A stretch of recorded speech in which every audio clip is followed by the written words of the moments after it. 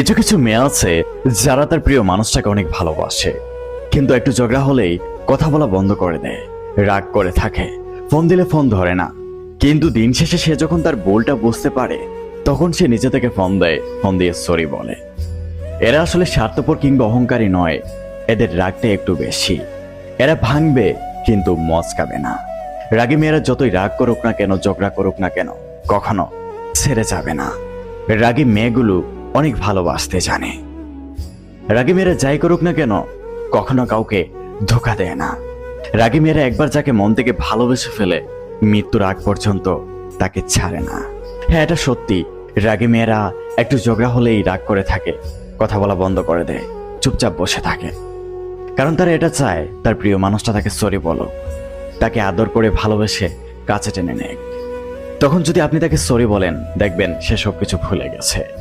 আর